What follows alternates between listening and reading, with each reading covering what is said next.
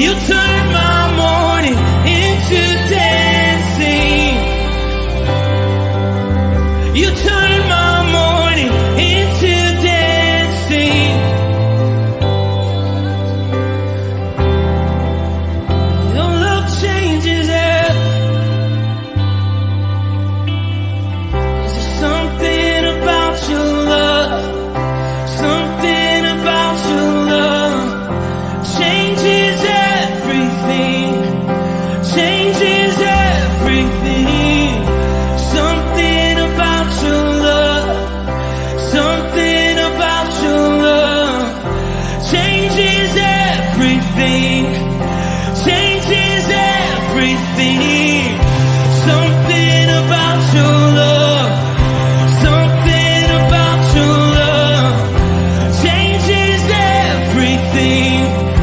Changes everything. Something about your love. Something about your love changes everything. Changes everything. Something about your love. Something about your love changes everything. Changes everything. Something about your love. Something about your love changes every. You turn my morning into dancing. You turn my morning into dance. You turn my morning into dancing. You turn my morning into dancing. 'Cause your love changes everything. Your love changes everything. You turn my morning into dancing. You turn my morning into dancing. You turn my morning into dancing. 'Cause your love changes everything. Your love changes everything. Oh, there's something about your love. Something about your love changes everything in my body. Oh, something about your love. Something about your love changes everything. It changes everything. Something about your love. Something about your love changes everything. It changes everything. Something about your love. Something about your love changes everything. Changes everything. Something about your love. Something about your love changes everything. Something about your love. Something about your love changes everything. Changes everything. Something about your love. Something about your love changes everything. Changes everything. Something about your love. Something about your love changes everything. You turn my morning into dancing. You turn my morning into dancing. You turn my morning into dancing. You turn my morning into dancing.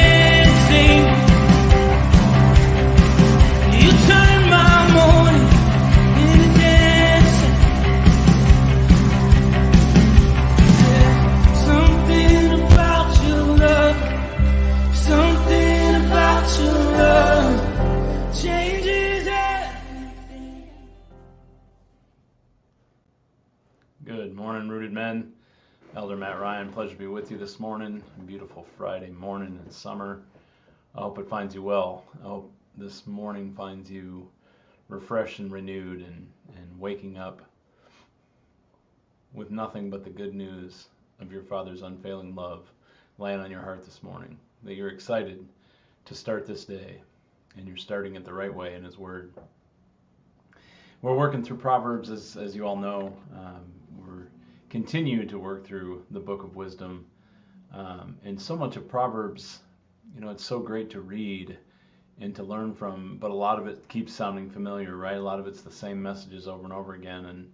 And so there's a lot about work and wealth and folly and these kind of recurring themes. And I always think of it like God knew we were going to really need it pounded in our heads before it clicked and before it made sense. So be patient while reading it and understand that even though many of the verses bring up similar themes, that they're different, they're unique, they have something specific to say to you. So no, we don't normally just read through, but I want to read these verses to you before I start on what I was going to talk about.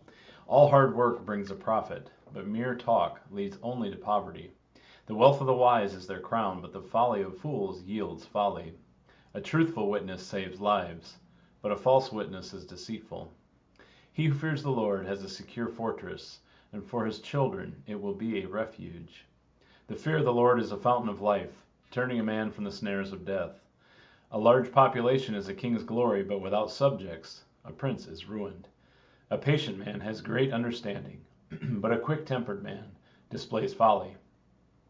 A heart at peace gives life to the body, but envy rots the bones. So that's chapter 14 of Proverbs, verses 23 through 30.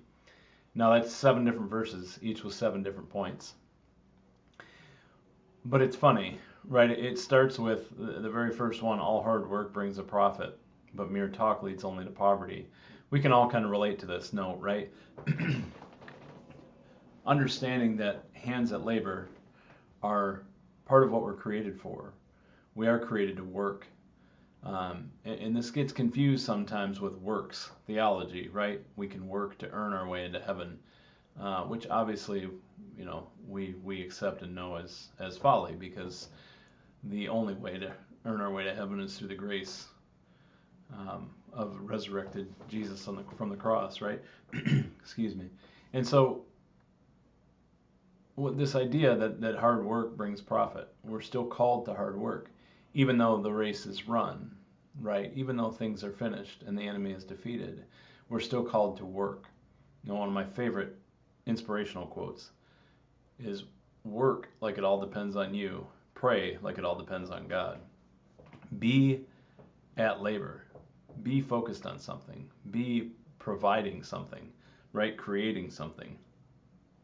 Whatever it is that you find labor in, be active. I think that's really what we're getting at here.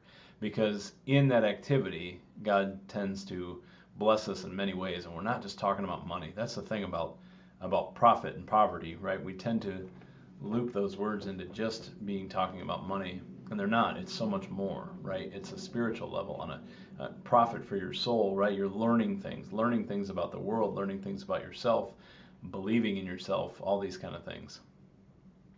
And so the idea that hard work is important, right? And of course there's many other ideas here, but really the point, and what I want to encourage you, is when we're reading Proverbs, it's not just to tickle the brain. It's not just to assent to some truths and go, this is knowledge here, this is smart, this is right. It's to actually submit yourself to its way. Figure out ways that you're not living according to this wisdom and start living according to the wisdom. It's not a salvation issue. It's your Father telling you the best way to live and giving you tips on how to live a full life. And that, to me, is the beauty of Proverbs. I'll give you an example. Right, so many times we tend to deal with demons over and over again, or fight the same battles, right? Pastor Tom always talks about the Groundhog Day movie, where we're living these Groundhog Day, and everything is just the same, and we wake up and do it again, wake up and do it again. It's rat in a wheel, rat in a wheel, rat in a wheel. We never make any progress.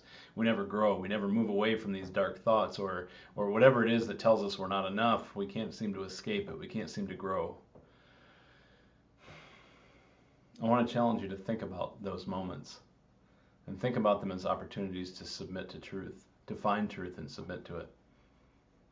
You know, my best example is God literally hit me over the head with the word submit. It's about 5-6 years ago. I'm teaching my first class for Financial Peace University, which many of you know I teach.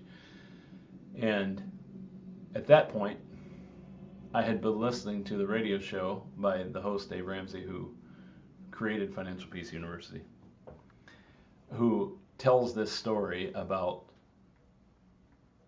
meeting God on his way up, building wealth when he was in his 20s, but getting to know him on the way down when everything crashed and bankruptcy happened and everything fell apart. And then starting to seek what was true, starting to seek biblical knowledge about wealth and money and about what he had done so wrong to have such a huge fall. And I'd been listening to his show for 17 or 18 years at that point, listening to it regularly, hearing this wisdom over and over again, hearing all of this teaching about investment for retirement and paying off debt and getting your financial life in order and getting other aspects of your life in order. And it just was something that was tickling my brain. I loved to hear it. I loved the encouragement, but I never thought it could apply to me.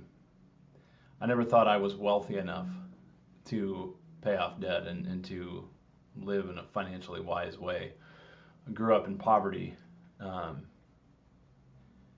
and just always believed that was my lot in life. I was always going to be poor, right? It really was a mentality for me. And then I'm teaching the class, and on the second week, I'm feeling these credit cards in my pocket burning a hole while he's talking about the reality versus the myth of what credit cards really are and what they really do to families and what they really are marketed for. God just keeps hitting me over the head saying, submit, submit, submit. You've got to submit. And so I started studying that. And I did let go, and I did pull the credit cards out of my pocket and told some stories about how meaningful they'd been, how much of a part of my life they'd been for so long. And I shredded them there in the old firmly rooted office down there in downtown. And in that moment, I felt this tremendous sense of freedom. And so that sticks with me, right?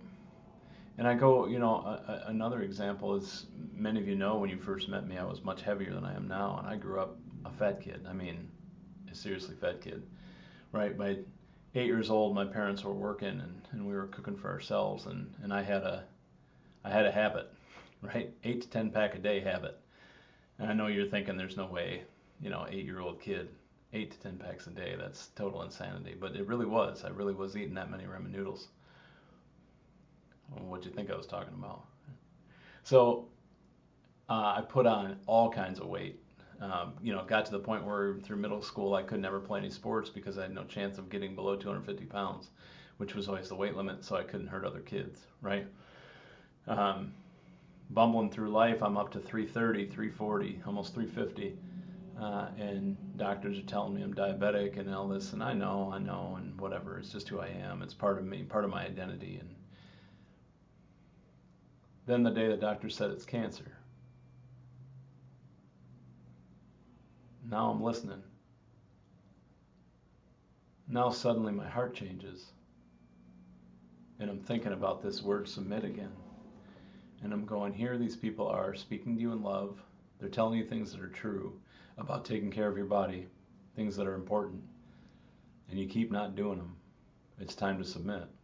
And of course then, over the next year, I lost about 100 pounds and am now my elementary school weight. And so the point isn't to brag, certainly not to brag on me, maybe to brag on what God can do when you submit. But it's just so important to come on this journey where you're discerning truth, right? And that's why we're studying Proverbs. That's why we're reading the Word every day. That's why we're firmly rooted in God's Word, is to discern what's true. But once you discern what's true, you got to act on it. You got to submit yourself to it. You got to move.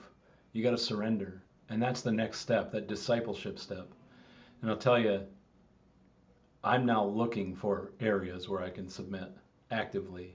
And you've seen it change the way I teach and the way that I preach and the way that I do these devotionals. And I think a lot of people have told me that things resonate with them differently, and they can see that I'm changed in the way that I talk. And I take that as the greatest compliment, because that means I'm living the way I'm supposed to, which is it's not me. It's no longer me that lives. It's Christ that lives in me.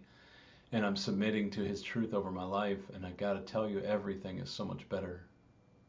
And so I just want to encourage you, and not to look at life and say that, things are bad or whatever, but we all have challenges. We all have different ways that truth has been spoken to us throughout our life, and we just haven't heard it.